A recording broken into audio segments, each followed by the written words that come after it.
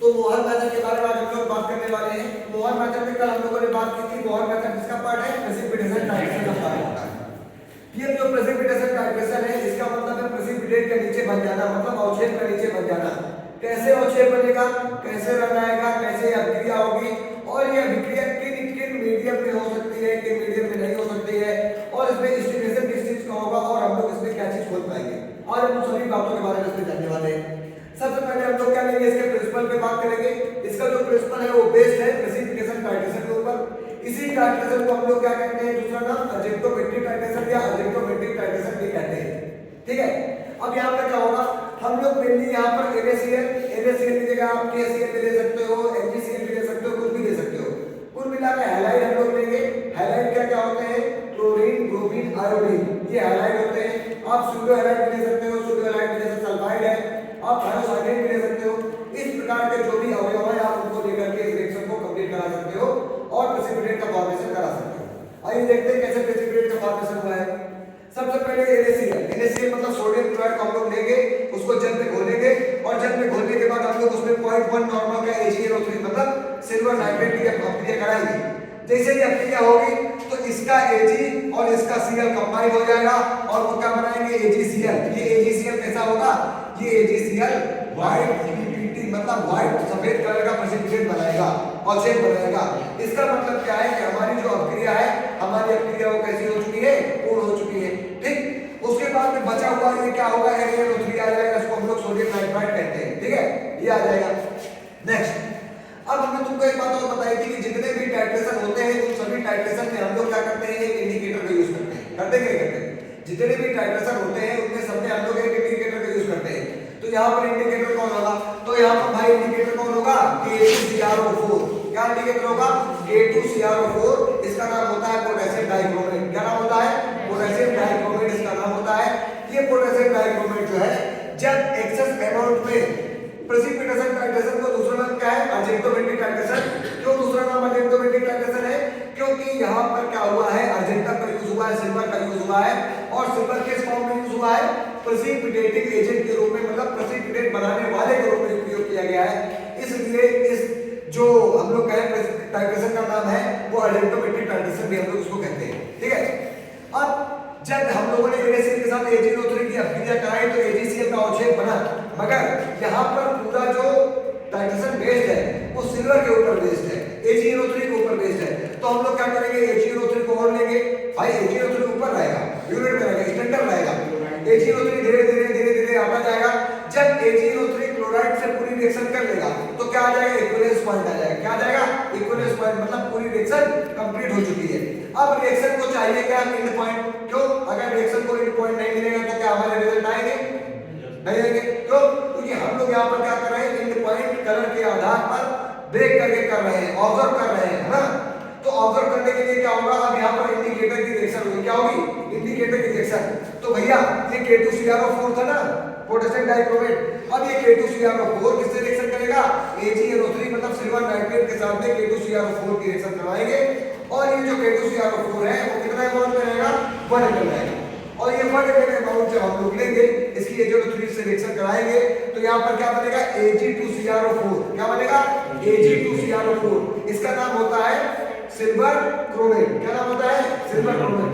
Silver chromate बना plus KNO3 बना, तो इससे तो कोई मतलब नहीं, हमें जो मिल रहा है हमें उससे मतलब है। समझ में आ गया आप लोगों को? चलो, तो पहला पॉइंट, दूसरा पॉइंट डिस्कस हो गया। अब आते हैं तीसरे पॉइंट में। हमने यहाँ पर रिएक्शन कराई AgNO3 और K2CrO4 की, मगर आप लोग जानते हैं कि जब सोडियम क्लोराइड हम लोग जो ले रहे हैं, मतलब सोडियम क्लोराइड सॉल्यूशन जो बना रहे हैं, ये सोडियम क्लोराइड, उस सॉल्यूशन में कुछ अशुद्धियां भी होंगी। वो अशुद्धियां क्या हो सकती हैं? वो अशुद्धियां दो प्रकार की हो सकती हैं, मतलब एनायन की अशुद्धियां और कैटायन की अशुद्धियां। मतलब एनायन के साल्ट बन सकते हैं, कैटायन के साल्ट बन सकते हैं। एनायन में क्या बन सकता है? फॉस्फेट, कार्बोनेट और ASO4 का साल्ट, ये साल्ट बन सकते हैं। ये एनायन है। एनायन मतलब ऐसे कंपाउंड जो नेगेटिव चार्ज रखे या ऐसे साल्ट जो नेगेटिव चार्ज रखे उनको हम लोग क्या कहेंगे? एनायन कहेंगे। और कैटायन क्या है? कैटायन यहाँ पर लेड लिया गया है, बेरियम लिया गया है, तो ये भी हो सकते हैं। और ये क्या करेंगे कि K2CrO4 के साथ रिएक्शन करके रिएक्शन की रेट को कम कर सकते हैं, या हम लोग कहें एंड पॉइंट जो हमारा आना चाहिए उसको देर कर सकते हैं, डिलेट कर सकते हैं, या हमारी रेट ऑफ रिएक्शन को खराब कर सकते हैं, या हमारे रिएक्शन को खत्म कर सकते हैं। anion and cation are insoluble salt and they react with K2CrO4 and precipitate as chromate. किस प्रकार से प्रेसिपिटेट हो जाएंगे? क्रोमेट के तौर पर। और जब क्रोमेट के तौर पर प्रेसिपिटेट हो जाएंगे तो जो हमारा रिजल्ट है वो आने में देर हो जाएगी या हो सकता है हमारा रिजल्ट ना आए। समझ गया? इतने कोई किसी कोई प्रॉब्लम तो नहीं है? पक्का है पूरा? ठीक, नेक्स्ट। अब ये जब क्रोमेट के फॉर्म में बदल जाएगा तो इसमें अंतर क्या आएगा? हमें क्या जरूरत है? हमें जरूरत है, इसलिए जरूरत है क्योंकि यहाँ पर क्या दिया है? AgCl। इसका AgCl का मतलब क्या होगा? एक Ag प्लस और प्लस Cl माइनस आ जाएगा। तो ये जो Ag प्लस है, ये Ag प्लस Ag में रहेगा कि क्या बन जाएगा?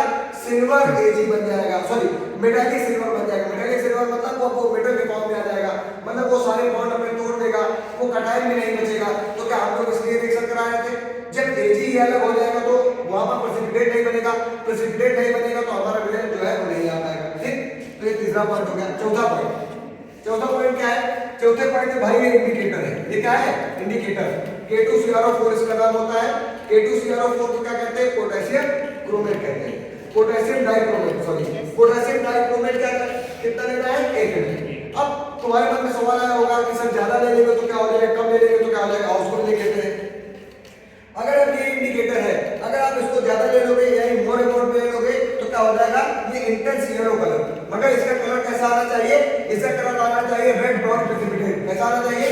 रेड ब्राउन प्रेसिपिटेट, मतलब लाल भूरे रंग का मिक्सचर। जैसे देखते हो वो प्राइमर का रंग होता है, प्राइमर का रंग कहां गया? इसका ये इससे मिलता जुलता red brown colour, red brown colour का प्रेसिपिटेट आना चाहिए। मगर आप ज्यादा अमाउंट में K2CrO4 ले लोगे तो क्या हो जाएगा? इंटेंस येलो, मतलब थोड़ा पीले रंग का आ जाएगा। और अगर कम अमाउंट में ले लोगे तो क्या हो जाएगा? वो इतना कम मात्रा में होगा कि जो आपका सिल्वर क्रोमेट बन रहा है वो सिल्वर क्लोराइड में ही धंसा हुआ रह जाएगा और हमारे जो रिजल्ट है वो अच्छे से नहीं आ पाएंगे। और रिजल्ट क्यों नहीं आ पाएंगे भाई? जब कलर ही नहीं आ पाएगा तो रिजल्ट कैसे आता है ना? आप लोग रिजल्ट किस आधार पर नापते हैं? कलर के आधार पर नापते हैं ना। कलर चेंज हो रहा है यानी हमारा रिजल्ट आ गया है, यानी हमारा पॉइंट आ गया है। ठीक, तो ये चौथा पॉइंट हो गया। आइए पांचवें पॉइंट में आते हैं कि ये जो मोहर्स मेथड है हम लोग क्यों यूज कर रहे हैं? तो मोहर्स मेथड का यूज करने का प्रमुख वजह क्या है? हम लोग डिटरमिनेशन ऑफ NaCl, मतलब NaCl को डिटरमाइन करते हैं कि उसकी परसेंटेज प्योरिटी कितनी है, उसमें रिएक्शन कैसी आ रही है, उसका कैसा काम है। ठीक, ये करते हैं। नेक्स्ट 6 पॉइंट, छठवें पॉइंट में क्या लिखा हुआ है? नोट लिखा हुआ है। नोट में हम लोगों को ये पता चलेगा ये जो भी भाई रिएक्शन है NaCl + AgNO3, इसमें पोटेशियम डाइक्रोमेट डाला गया है एज ए इंडिकेटर, मगर इस रिएक्शन का मीडियम क्या रहेगा? तो इस रिएक्शन का जो मीडियम रहेगा वो कैसा रहेगा? न्यूट्रल रहेगा। न्यूट्रल मतलब pH 7 के बराबर रहेगा। NaCl इसीलिए आप लोगों ने यहाँ पे लिया है क्योंकि इसका pH क्या होता है? 7 होता है। अगर मान लो हम लोग क्या करें कि अगर बेसिक या एल्कलाइन सॉल्यूशन ले लेंगे, क्या अगर मीडियम को बेसिक या एल्कलाइन ले लेंगे तो वहां पर हमको रिजल्ट कैसे मिलेंगे? AgOH, मतलब सिल्वर हाइड्रोक्साइड। सिल्वर हाइड्रोक्साइड बन जाएगा तो क्या वो अवक्षेप बनेगा? नहीं बन पाएगा, तो रिजल्ट गड़बड़ा जाएगा। और अगर हम लोग एसिडिक मीडियम में ले लेंगे तो क्या बनेगा? HCrO4, मतलब बाइक्रोमेट बन जाएगा। तो बाइक्रोमेट भी बाद में टूट जाएगा और हमें रिजल्ट नहीं मिल पाएंगे। तो इसलिए हम लोग क्या करते हैं कि हम लोग न्यूट्रल मीडियम लेते हैं। तो ये भी ध्यान रखना कि जो मोहर्स मेथड है वो किसमें यूज किया जाएगा? न्यूट्रल मीडियम में इसका उपयोग किया जाएगा, यानी न्यूट्रल मीडियम में पूरी रिएक्शन चलाई जाएगी। ठीक, नेक्स्ट इसका ऐसे क्या है कि ऐसे ऑफ NaCl हम लोग किस मेथड से कर रहे हैं? बोल्हार्ड मेथड से कर रहे हैं। तो जो मैंने आपको अभी तक कितना पढ़ाया है वही इसमें आ जाएगा। अभी जल्दी देखते हैं और आप अपनी कॉपी में देखें वही आपको मिलेगा। क्या मिलेगा? पहला NaCl टाइप क्या है? तो देखो यहाँ पे टाइप में लिखा हुआ है, किस टाइप का है? देखिए आप लोग, प्रेसिपिटेशन का एडिशन भैया, अडेंटोमेटिक का एडिशन है। टाइप मतलब किस टाइप का टाइट्रेशन है? अडेंटोमेटिक टाइट्रेशन या प्रेसिपिटेशन टाइट्रेशन। फार्मूला क्या है इसका? फार्मूला सोडियम क्लोराइड कर रहे हैं, इसे आप सोडियम क्लोराइड कर रहे हैं तो इसका फार्मूला क्या होगा? NaCl। आईपी स्टैंडर्ड का मतलब इंडियन फार्माकोपिया के हिसाब से उसका स्टैंडर्ड क्या है? प्राइमरी या सेकेंडरी है? तो हम लोग प्राइमरी स्टैंडर्ड यूज करेंगे। प्राइमरी स्टैंडर्ड कितना होगा? 99.5 टू लेकर के 100.5% तक होगा। ठीक है, चलो प्रिंसिपल क्या होगा? प्रिंसिपल के एक रिएक्शन आ जाएंगे, NaCl AgNO3 के साथ ये बनाएगा और AgNO3 K2CrO के साथ सिल्वर क्रोमेट बनाएगा। समझ गए? ये प्रिंसिपल आ गया बेटा। ठीक, अब देखो प्रिंसिपल लिखा भी हुआ है, AgNO3 use as titrant, AgNO3 को टाइट्रेंट के तरीके यूज करेंगे, ठीक है। Next analyse by direct titration, और टाइट्रेशन कैसे होगा? डायरेक्ट टाइट्रेशन होगा, किसका होगा? NaCl का होगा।